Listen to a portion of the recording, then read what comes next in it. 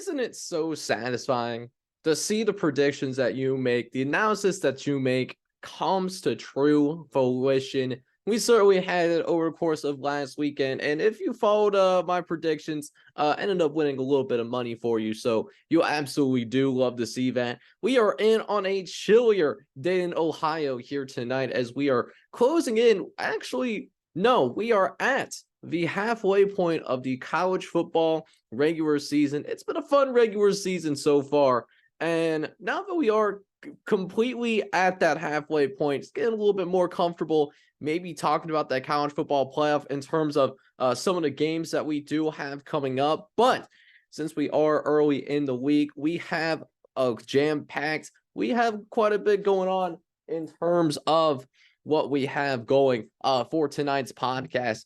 We have the reveal of the Any Given Saturday Week 8 power rating reveal. That's going to be coming up very shortly on this show. I'm also going to talk about a few games that happened over the course of this weekend that might maybe have not caught your attention specifically, but they are my biggest surprises in terms of what the final result was over the course in week number 7. And then we're going to get started with that Win These 4 for 4 special here tonight. We're going to go ahead and release 2 of those 4, 2 of them both being weekday games that, there's certain spots that we really do like and we really do enjoy. So hope you guys are excited for tonight's podcast as we are closing in midway through the month of October. Going to be really excited about this one. So if you're excited as I am, make sure you go ahead and do a couple of things for me because it only takes a few seconds to do. Regardless, I need you to go ahead, smack that like button, hit that like button for me. What that lets me know is, one, that you enjoy this podcast, and lets me know that you agree with what I'm doing, you agree with the format, etc., etc. And it also gets it out to other people on YouTube that are college football fans like you guys are, and just don't want this beautiful sport to ever end. College football, of course, being my favorite time of the year, as you can see by the fact that I have a college football channel. And then speaking of that, not only does it only take a few seconds to hit that like button, it only takes a few seconds to hit that subscribe button, and you have a real opportunity to be an OG of the channel. You could be one of the very first inaugural supporters of Any Given Saturday. That would mean the world to me. It only takes a few seconds, and you can follow me on this journey as we try to grow here on the YouTube platform. Would truly help me out from the bottom of my heart, and I would truly appreciate that. Now, all that good stuff out of the way, we talked about the Any Given Saturday top 25. We are at that halfway point of the season. We have plenty of information to work off of now, as we have not a full body of work, but we have a pretty good sample size. Many teams playing 6-7 games at this point of the season. So what are these power ratings for those of you that maybe aren't familiar with the Any Given Saturday power ratings? So we are going to do a top 25, just like many other people choose to do top 25. It's just a nice round number. Seems like AP poll does it, coaches poll does it, etc., etc.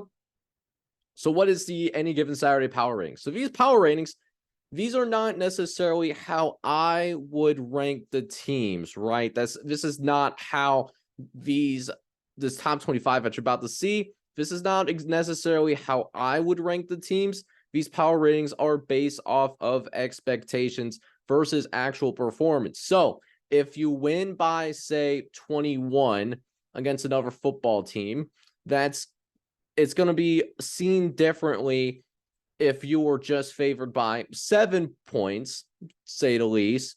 You would be rewarded if you won by 21 versus if you were favored by 35, but you only won by 21, you get dinged and punished a little bit because you didn't perform at expectation. So that's how these power ratings works. It's essentially expectation based, and it's also based on what I would believe who would be favored over whom on a neutral site field if they played right now, if they played today. So we got that out of the way. Let's now go ahead, jump in to that top 25.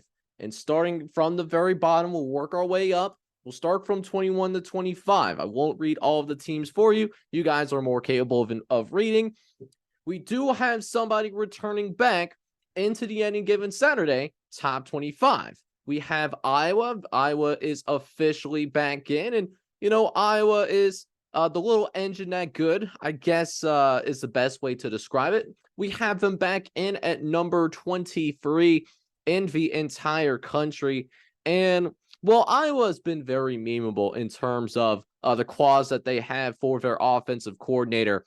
Iowa has a real opportunity to do the funniest thing. I'm going to show you this schedule, the remaining schedule that Iowa has remaining. It should be on your screen coming up shortly. So this is the remains of Iowa's schedule. Iowa is 6-1. They're 3-1 in conference play. They just got the win over Wisconsin this previous week. 15-6 was your final score.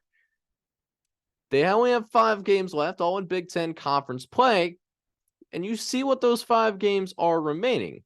Now, Iowa has a very navigatable schedule in this final month and a half of the season, as we see them have 4 straight home games: Minnesota, Northwestern, Rutgers, Illinois, going on the road against Nebraska.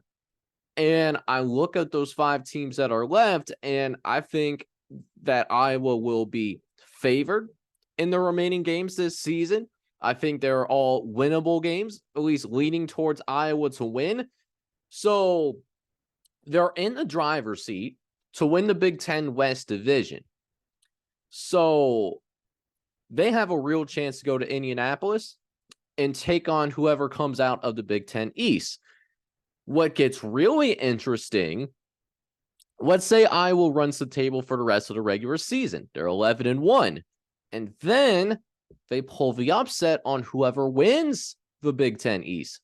Iowa finished the year 12-1, and they're champions of the Big Ten. It's going to create some very interesting conversations about Iowa, because they'll have that conference championship, and historically, college football playoff committees, when deciding who goes to the 4-team playoff, conference championships were put on a very high pedestal. They'll also only have 1 loss, and although their schedule is pretty weak, if they have enough chaos happen around them, could Iowa sneak into that top 4? It's a weird world we're living in. It's an extremely weird world, ladies and gentlemen, but that situation possibly exists. Now, of course, being whoever comes out of Big Ten East, it's going to be a tall task, but possibility is still there, and it's an interesting scenario. Let me know what you guys think, what could happen to Iowa in the last 5 games of the year in the comment section. I just wanted to take a brief moment to really talk about that and bring that up. Because it can happen for Iowa. They have the defense to do it. Can their offense play at a high enough level to turn that into a realistic thing? But we'll go out of the 21 through 25 range. We'll keep moving along. We got 20 through 16 coming up next. A lot of more movement in this part of the Any Given Saturday top 25. First, we have Arizona in for the very first time this season. I have them now ranked at number 20 in the entire country. Now, you're going to see what this Arizona team has done over the course of the season. And listen, Arizona has had a brutal few weeks.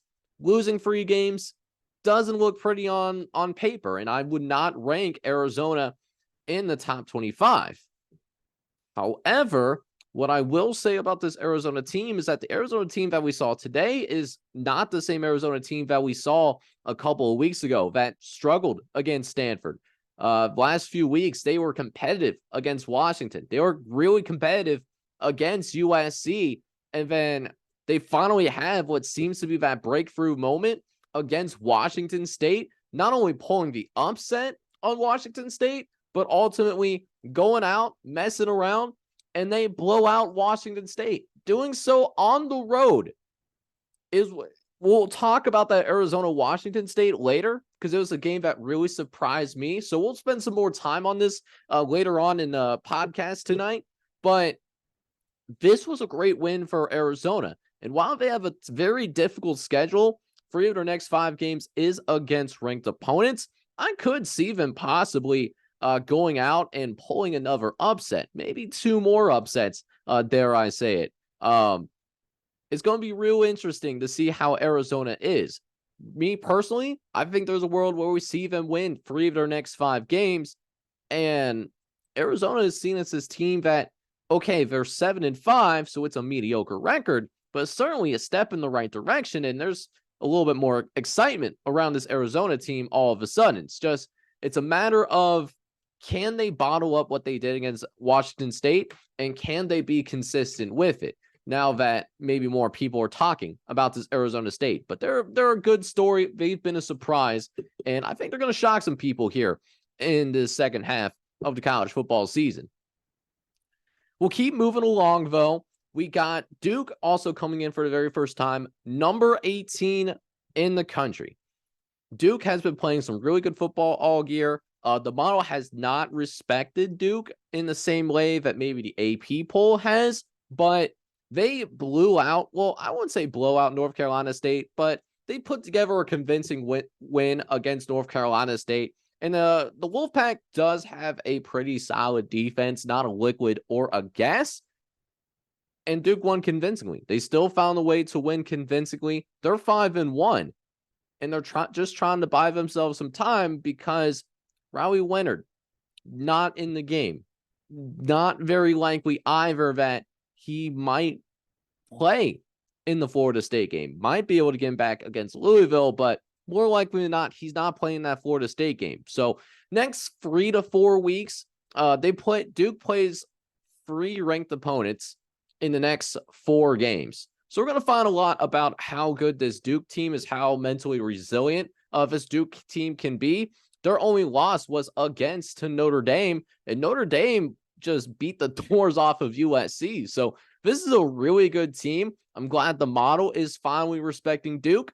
I do have them ranked number 18 in the entire country.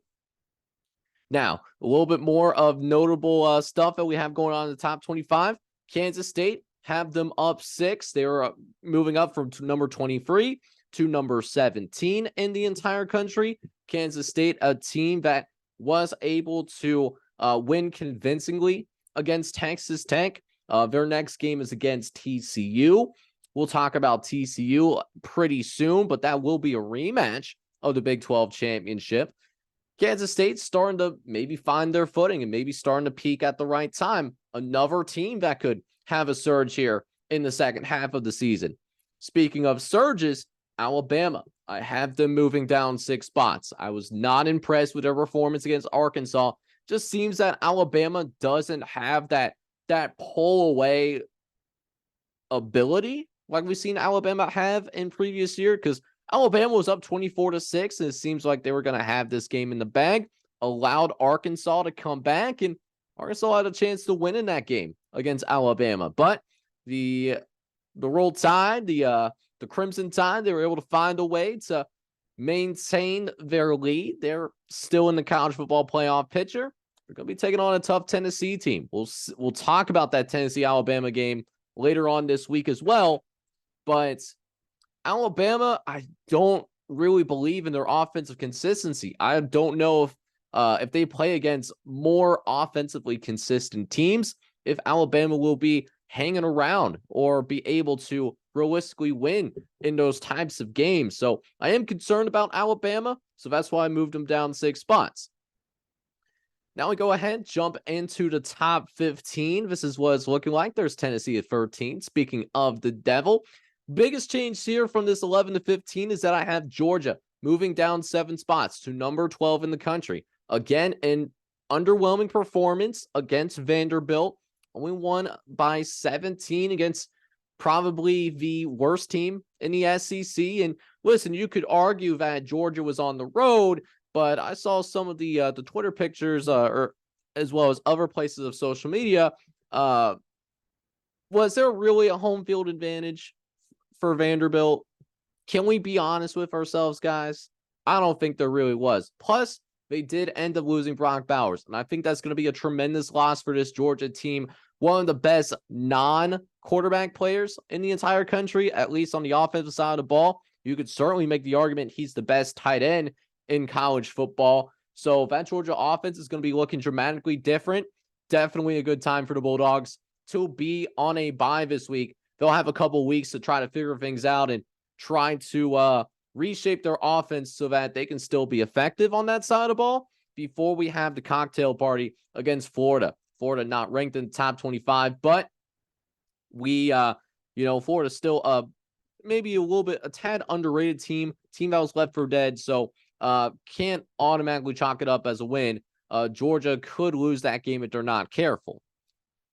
Now we jump into the top 10, and we have a very resurgent Notre Dame team. We moved them up 6 spots, up from number 15. They are now ranked number 9 in the entire country. Notre Dame, big win against USC.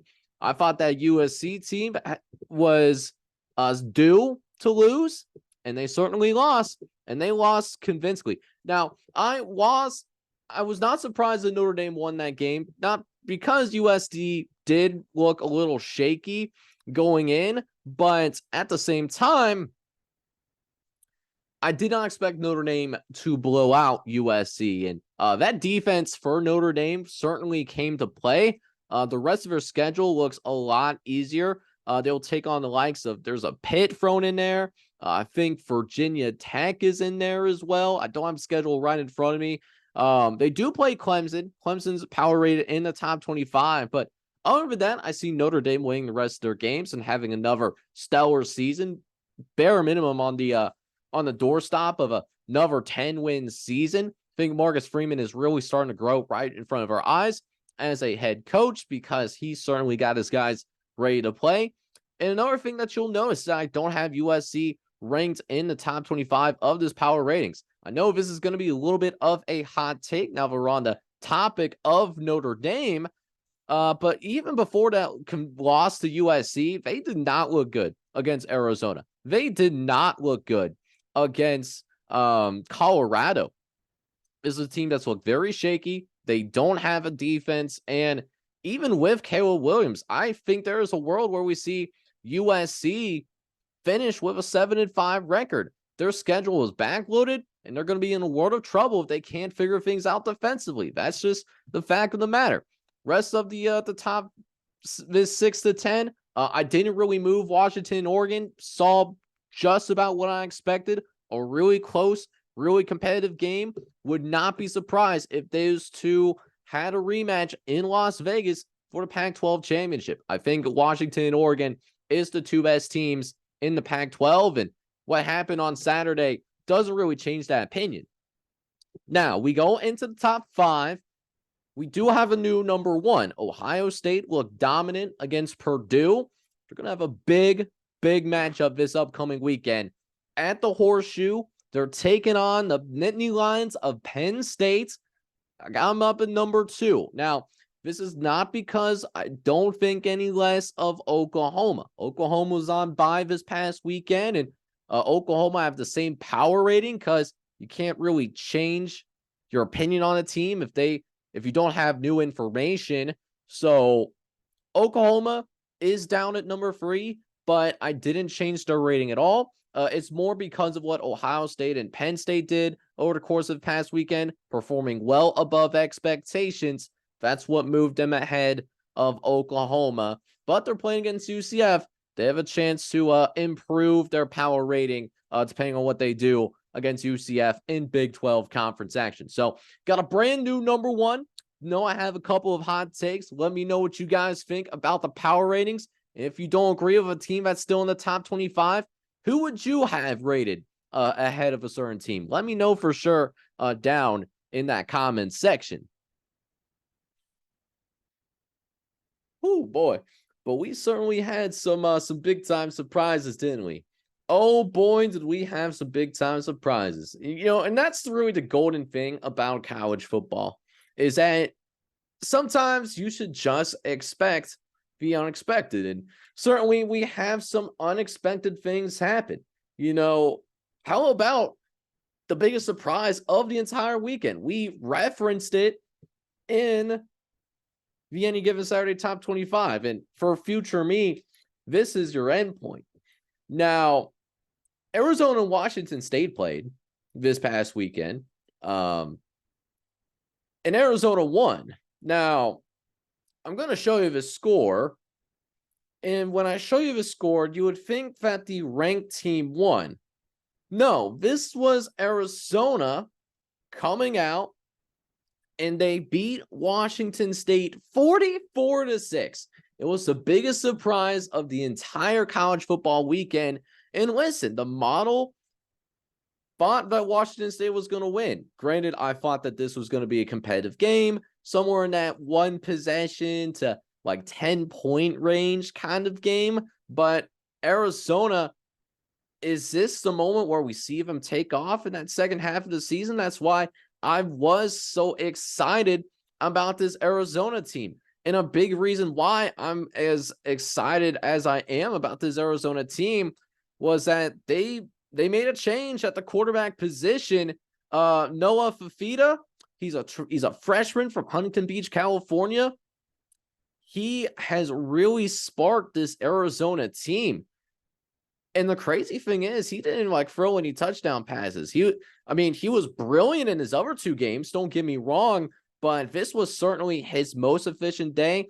He doesn't look like somebody that's just literally making his third career start at the Power 5 level, the highest levels of Division I football, and arguably the best conference in college football this year. And Fafita, he ends up with an electric day once again, 34 for 43. He throws for 342 yards, but oddly enough, he didn't even find the end zone today.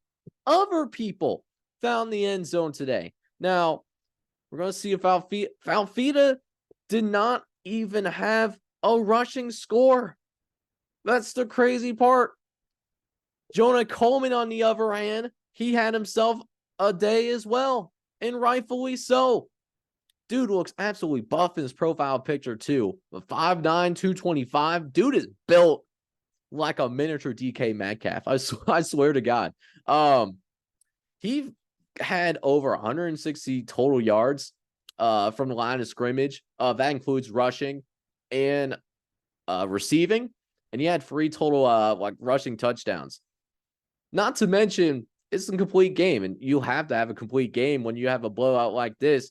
The Arizona defense had its best performance of the entire season. The Arizona team only allowed 6 points. It only, besides the first possession, and yes, kids, Washington State did actually have the lead. Besides that first possession, though, it was shut down. They forced 3 turnovers in this game. And it probably would have been more if you actually would have counted the total number of turnovers on downs. Like if that was actually counted in like the turnover column, you would be looking at 5 to 6 turnovers that Arizona was able to ultimately force. A complete game, a game that was absolutely shocking. And listen, we talked about this earlier when we were talking about how Arizona was on the cusp. You know, they were close against Washington. Washington, we saw them put together the best win, arguably, in college football so far this season. That Oregon win, if it's not the best win in college football, it's certainly a top 5 win of the entire year. And then not to mention, they hung around with USC too. So they had Washington on the brink. They only lose to Washington 31-24. And then they also had USC on the brink. They had USC in overtime. Unfortunately, Arizona couldn't pull it out. So this is the breakthrough moment. It could be. If we see Arizona with a resurgent second half, we see them finish with, say, an 8-4 or 9-3 record at the end of the regular season, we got to think back to this game. because this was a true breakout moment. And Washington State's got a team too. Cameron Ward, very good quarterback for Washington State. He was clueless today. He had no idea what was going on.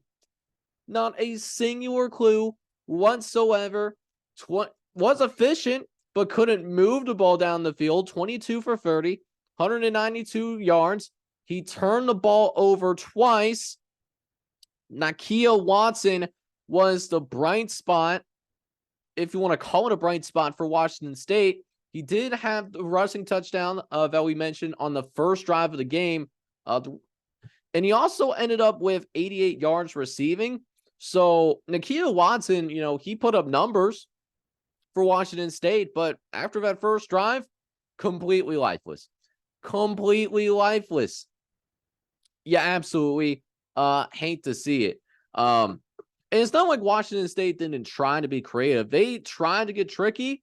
It backfired because the backup quarterback that came in, John Mateer, they tried to run some trickeration. They try to do like a double pass. That gets intercepted too. And then they turn that interception into a 40-yard touchdown for Arizona. Arizona led 20-6 at halftime, and they just never looked back. So what happened was Washington State, they started with a 6-0 lead, but then Arizona, 44 unanswered points for the rest of the game, and they never looked back. 44 unanswered points. I'd say that's pretty good, no matter at what level. And another reason why it was so bad that Cameron Ward just felt like he was getting focused on, Washington State really couldn't get anything going with their ground game. They only managed 35 yards on the ground.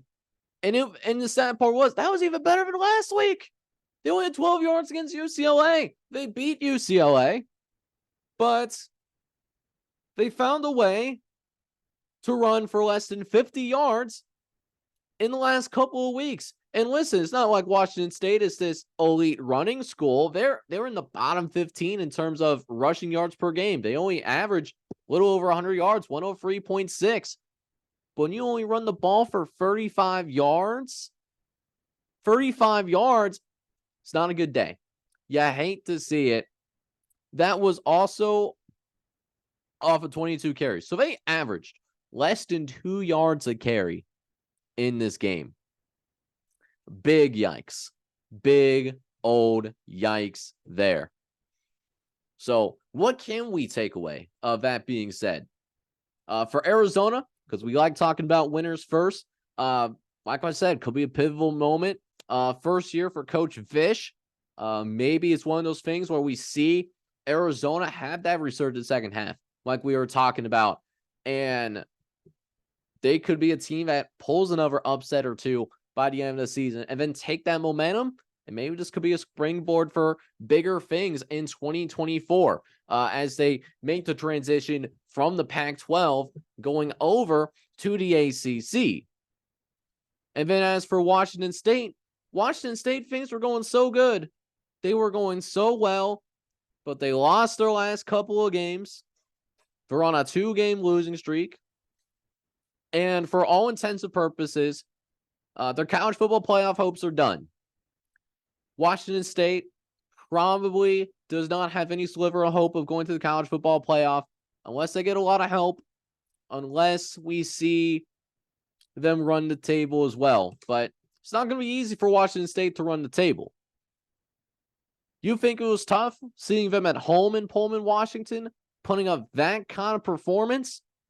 Well, next week, they got to go to Oregon.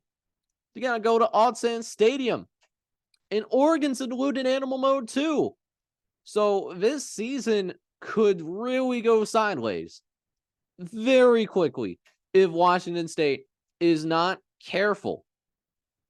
They also have, who do they also have? They also have Colorado, who's been proven to score a lot of points. Could be a high-scoring game. And then they close the season at Washington for the Apple Cup rivalry game. So this second half of the season is going to be just as tough. It's going to be tough for the Washington State Cougars. You hate to see it, but I mean, that's just reality of college football.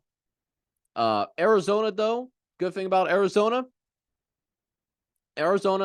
does host Oregon State. They're ranked in the top 15, but they'll have 2 weeks to prepare. If they're going to be on bye this week, so if they're going to be able to rest, able to try to maybe figure some things out and try to play at a higher level, that Oregon State and Arizona game on October 28th is going to be real interesting. I'm very curious to see what the line is on Arizona and Oregon State when that does actually come out. So speaking of the Power Five, that of course isn't the only conference that had its fair share of surprises as well. But let's go over, not completely over to the East Coast. We won't do that yet, but we'll go to the great state of Texas. We'll go down to Fort Worth, Texas, more specifically, where we see TCU making a statement against one of the newcomers in the Big 12 Conference, and that is the Cougars of BYU. Now, for this particular line, the line for TCU and BYU right before kickoff, it was TCU -5. So Vegas believed TCU was going to win this game, but a lot of folks in Vegas thought this game was going to be a lot more competitive than what it actually was. And for BYU, it was certainly a wake-up call. But they got some work to do if they want to get to that next step as a program and ever reach the point where they can be in the upper echelons of the Big 12 Conference. And that's even with Oklahoma and Texas both leaving for the SEC at the conclusion of this season. Now, TCU, there will not be a repeat of them going to the college football playoff. Let's make no mistake about that. But for TCU, they played a very inspired performance. Their quarterback, Josh Hoover, he is a redshirt freshman. Now, he's played in certain spots this season. He's played in a couple of other games this year, but this was the first time that he was going to actually start. You know why he was making that start? It wasn't because of a coach's decision. Chandler Morris, the incumbent starter for TCU, he ended up spraining. Hang on, I have to see. He sprained his MCL in his left knee. Very serious knee injury. Very fortunate it's not torn. They might get him back towards the end of the season. So Josh Hoover came in. He threw one pass in 2022 that went for 2 yards. And then in 2023, he played sparingly in the Nicholls State game. He took over midway through the Iowa State game. But this is the first time that we're going to actually see Josh Hoover in meaningful action, given time to prepare as a starting quarterback.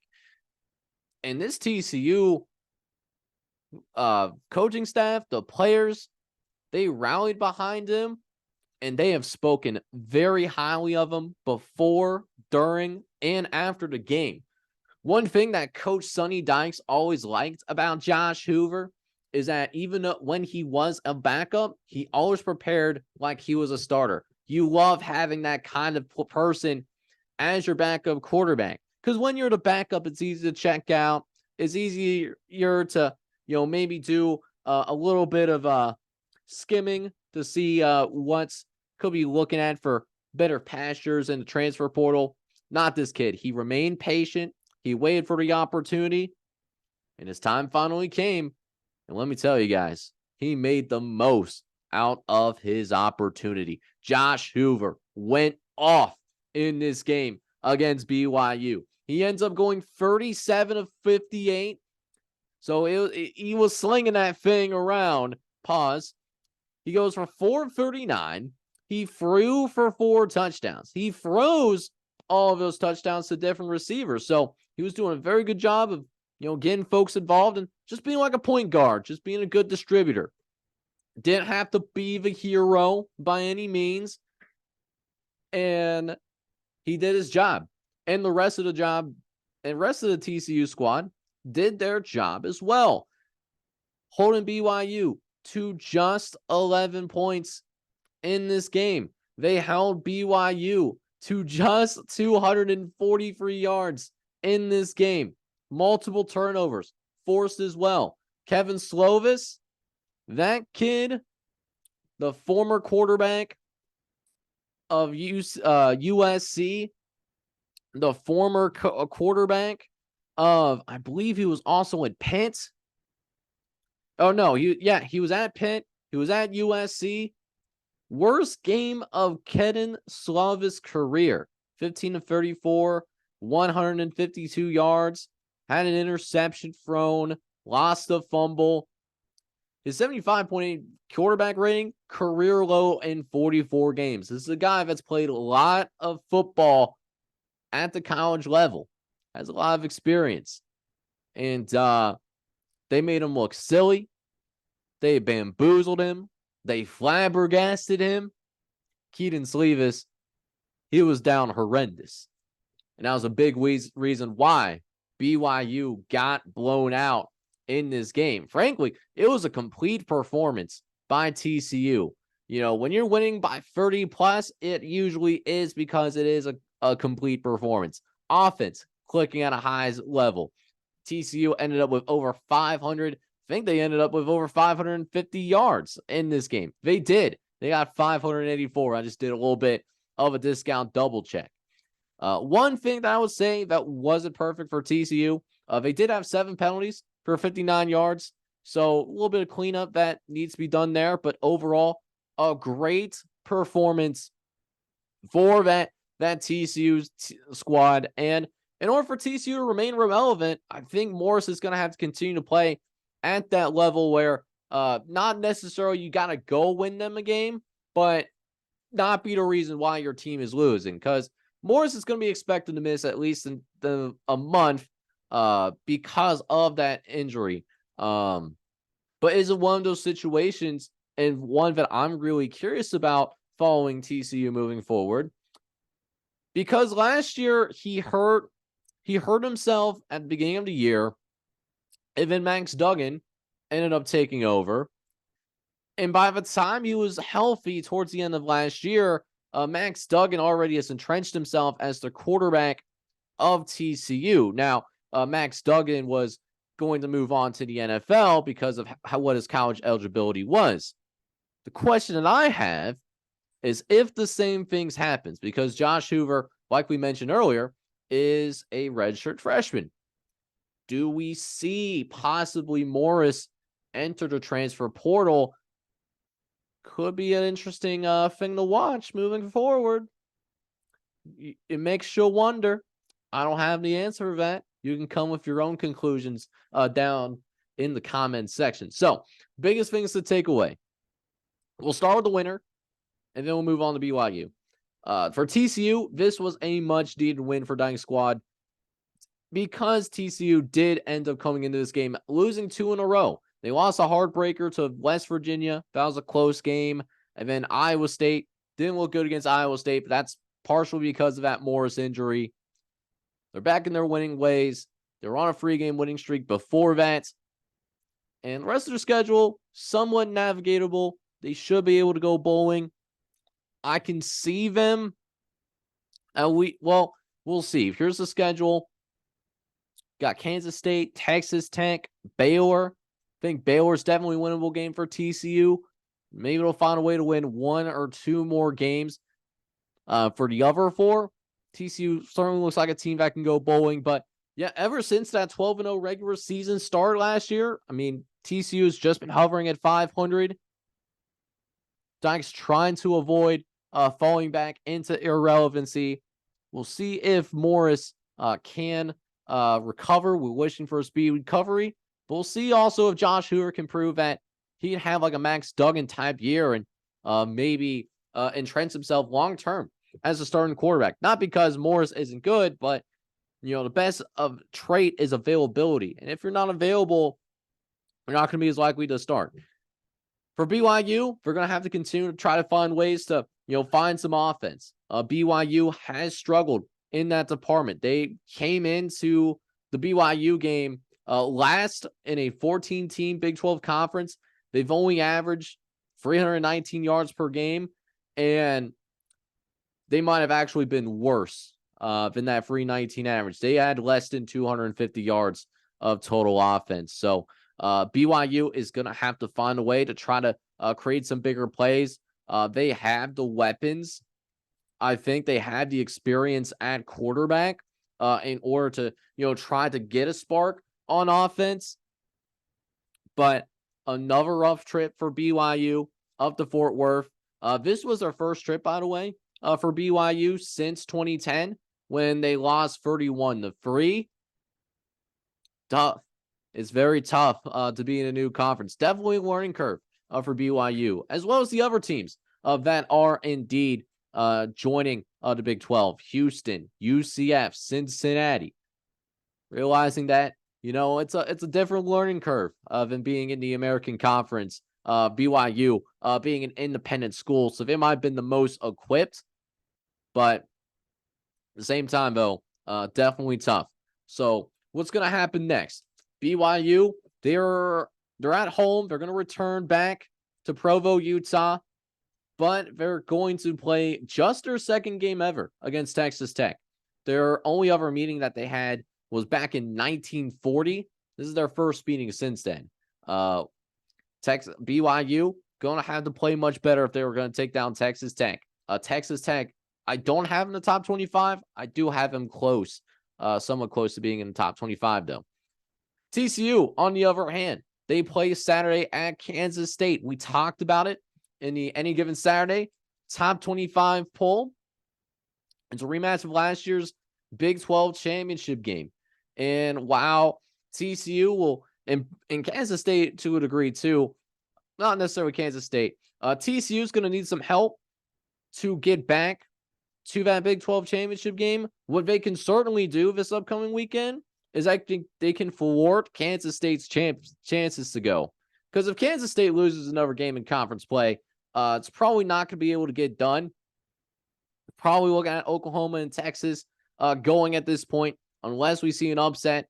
But TCU can at least start being a spoiler for Kansas State. Going to be interesting. Like I said, going to be real interesting. Last 5-6 games of the season. It's going to be a good one. So now we get to the last game that I had that actually surprised me quite a bit. And this did actually, unlike the other two games, this actually did not take place in the Power 5. This actually takes place from the former home of Houston, UCF, and Cincinnati as well. Florida Atlantic went on the road. They're newcomers coming from Conference USA, joining us over in the American Conference. They went on the road and took on a not so newcomer in the American Conference, South Florida, most known this season, by the way, to actually giving Alabama a decent game. But what if I told you that Florida Atlantic beat USF more than what Alabama did to the South Florida squad earlier this year? Does that mean Florida Atlantic is better than Alabama? Only the folks like Sicko's committee would know. But seriously, this is a great performance for Florida Atlantic. Now, like we talked about for the other game that we previously mentioned, of the TCU BYU game, this was a game that USF was actually favored, and USF was actually been a pleasant surprise last couple of weeks. They were an underdog against Rice. They were an underdog against Navy as well, and they found a way to not only cover against both those teams, but won outright. But then the last couple of weeks has certainly been a falling back to earth for Southern Florida. They give up 56 to UAB, but their offense did show up. However, for Florida Atlantic, this was not the same thing. Florida Atlantic wins big in this American Conference rematch 56 to 14. And what this does is that USF does have their second loss of the season. So USF is likely going to be out of the American Conference race for all intents purposes. But Florida Atlantic still in the hunt as one of the newcomers of the American Conference. They're 2-0. They're tied for first place along with teams like Tulane, SMU, and UTSA, who is also another newcomer as well. Florida Atlantic does avoid SMU. And then the other two teams that Florida Atlantic is tied with, they actually have home games against. So we're going to be at home against UTSA. Then they're also going to have Tulane at home. So in terms of maybe making that surprise run to the American Conference Championship, it's a navigatable route. If you're going to have, the top echelons of the American Conference on your schedule, certainly isn't bad that you have both of those teams at home. Now, granted, this particular game in general maybe wasn't as this complete blowout that maybe you would imagine if you just took a look at the score and just moved on about your day. This was actually a pretty close game at the half. Florida Atlantic was only up by a touchdown against Southern Florida. But then they really opened up in that second half, came with those 35 unanswered points. It was really orchestrated by Daniel Richardson. Daniel Richardson have himself a day, man. Him and then LaJonte Wester as well. So Daniel Richardson went 31 for 38, had 382 yards. He was putting up video game numbers in Raymond James Stadium. And then also had those free touchdowns too. LaJonte Webster also having himself a day. 190 all-purpose yards, 2 scores. And we also talked about those 35 unanswered points. So you love to see it. Wester was a guy that is silently maybe one of the most dangerous weapons in the entire American Conference. This is a guy that, just does a little bit of everything. He had, the 17-yard catch that led to a touchdown. He had a 67-yard punt return as well. Dude does a little bit of everything. But he didn't even have the most receiving yards, even though he had 10 grabs for 123. Tony Johnson, another receiver that had a big day, a career day. At least the best game of the entire season. He was the one that actually led the team in receiving yards. He had 131 yards and a touchdown in this one. That's more than his last 4 games combined. This is what Tony Johnson did prior to the USF game. I'm just going to read the last 4 games. Ohio, 28 yards. Clemson, 13 yards. Illinois, 9 yards. Tulsa, 2 yards. So he was going backwards for the last 4 games. I think it's safe to say he got himself right, and he had himself a day. Other stats to mention. Florida Atlantic, they did outgain USF 587 to 388. Big discrepancy in terms of total yardage. Turnovers were roughly the same. Both had just 1 turnover. FAU dominated the time possession. That's a big reason why they were able to pull away in the second half. Just tired out that Southern Florida defense. FAU had more than 36 minutes of time possession in this game, while Southern Florida had less than 24. So a big discrepancy, a 12-minute difference between the two teams. That's almost the length of an entire quarter. So that really showed in that second half. Also doesn't help that Florida Atlantic was literally averaging a first down every time they dropped back. They averaged 10 yards a pass. Weren't so shabby on the ground either. 5 yards a carry. in this game. Florida Atlantic had that balance, and USF just didn't have the benefit of that same balance. So what's happening for Florida Atlantic? We kind of talked about what's happening next for Florida Atlantic. Big matchup in the American Conference race next weekend, because for the American Conference, its top 2 teams go. There is no division. So the 2 best teams in the American Conference will go to the conference championship game. And even more important, the team that has the best record, unless this has changed from last season to this season, I wasn't aware of any changes. The team with the best record in the American Conference actually gets to host the American Conference Championship. I know this primarily because I have siblings that go to the University of Cincinnati. They were hosting the American Conference Championship in 2021, was there for that game against Houston. Great game, great atmosphere. Saw field storming, was just an emotionally amazing win.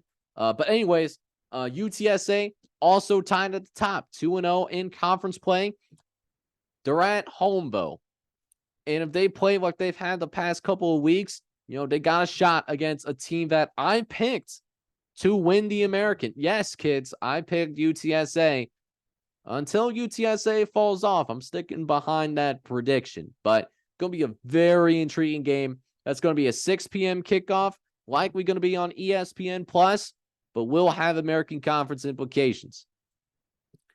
As for Southern Florida is on a 2-game losing streak, but they do have a chance to maybe try to right this ship a little bit. They go on the road next weekend. It's a non-conference game. They're going to be taking on UConn. It's going to be a 3:30 game on CBS Sports Network.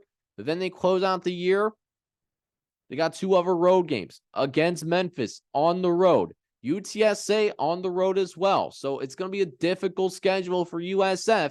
And it's going to be challenging for Southern Florida to get to a bowl game if they want to be bowl eligible. Winning that UConn game is going to be paramount because they will not be favored against Memphis. And I can guarantee you they will probably not be favored against UTSA unless we see a lot of change happen in the next month.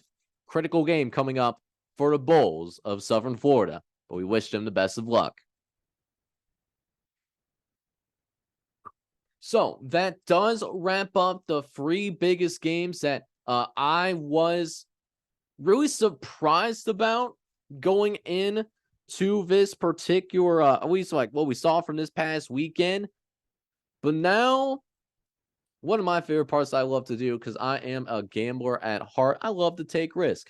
I'm a risk taker in life, and maybe with my bets, we're a little bit of we have a soft heart, so to speak. It's the most appropriate way that I can say that for parlays and taking risks. So I say all that because I'm going to dive into what I like to call the Wendy's 4 for 4 special. This is where I just like to talk about my 4 best bets that I would make over the course of the upcoming college football weekend. Now, we do have a bunch of games happening, more than just on Saturday.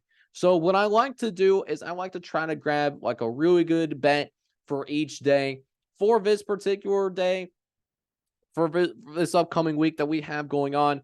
We're going to combine Thursday and Friday because Friday there is only one game. I'll talk about what I want to do for like the later games that are happening that are on Friday and Saturday. But with this being an earlier podcast, I'm hoping to get this out before the Tuesday night games or at least like the Wednesday night games. So Tuesday, the first 2 boxes that I want to dedicate. Actually, before I actually even jump into that, I want to talk about how we did this past week. We did okay this past weekend. We ended up going 2 for 4 ultimately. Speaking of the last 2 games, the Oregon and Washington's game was what I thought it was going to be, a really exciting game. The over did cash. You'll love to see it. Something that we called. And then Colorado had minus 11.5. It was 10.5 when I got in, but by the time I made this graphic, it did move up to 11.5. Looks like that they were going to cover in the first half, and then they had the choke jobs of all choke jobs. So that's the type of performance, like in the second half, that Colorado I could see their season entirely spiral out of control. We'll see how they respond when we'll see them next, because Colorado is on bye at least. But yikes, big yikes there. But now that I got that out of the way, now let's actually jump into two of the best bets that I have for this upcoming week. I want to start real quick. I want to start with games that are happening tomorrow. So I'm recording this on October 16th. You'll likely see this on the 17th or the 18th, more likely on the 17th if things go according to plan. South Alabama. We're going to start with Tuesday. I'm going to go with South Alabama, minus 17.5. It does seem like a pretty substantial, it's a pretty substantial margin for an early league game. But South Alabama, I talked about this in the preseason. South Alabama, I think in the preseason that they were going to win the Sun Belt Conference. And for the South Alabama team, I think that's certainly in play. They are going to be at home in Mobile, Alabama, and they will be taking on a struggling Southern Miss squad coming in at just 1-5, 0-3 as well in conference play. Certainly have not looked great in conference play. South Alabama riding high. They just dropped a 55 burger on UL Monroe. Southern Miss, a similar caliber of team as that UL Monroe squad. So I think South Alabama is going to roll. And I think they cover that minus 17.5 with relative ease. Now, the other game that I have, and this game in particular, this is not on a Tuesday. This is, however, on a Wednesday. It's a 9 p.m. kickoff game. It's not a spread, so to speak. We're going to go with an under on this one. We got New Mexico State going on the road against UTEP. We're going to go with the under of 49.5. It might have moved slightly since we recorded this, but at the time that I'm recording this, it is at 49.5. Listen, both of these offenses are just very inconsistent. I don't see this being necessarily a game where it's a little bit more high scoring. I do expect there to be a little bit more defense. This is in the Sun Bowl. In El Paso, I expect this to be a little bit more of a defensive-minded game, so we're going to go with the under at 49.5. But guys, that is going to go ahead and wrap things up here, as you know, we're going to have a really exciting podcast next time out. Next time that you guys see me, I will do previews of the top 25 matchups that are happening. We got 4 top 25 matchups. So we're going to talk Penn State and Ohio State. We're going to talk Tennessee and Alabama. We're also going to talk about that Duke and Florida State. And to round it all off for the next podcast, we're going to talk Utah and USC. Does USC have that bounce back, or is it a downward spiral for the Trojans led by Caleb Williams? We'll talk about my thoughts in the next podcast, but that being said, we're getting in at about an hour.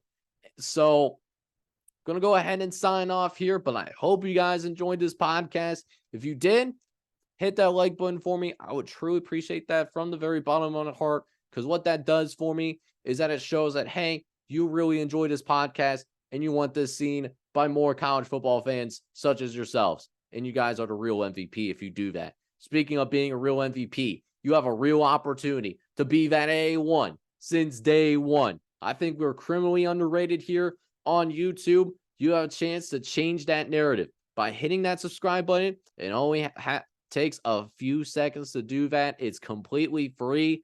I do this for free just for my pure enjoyment. So that being said, folks, we are going to go ahead and sign off for tonight. I hope you guys have enjoyed it. I'm your host, Jake, signing off. I'm hoping you guys are all out there having a good one. Take care, everybody.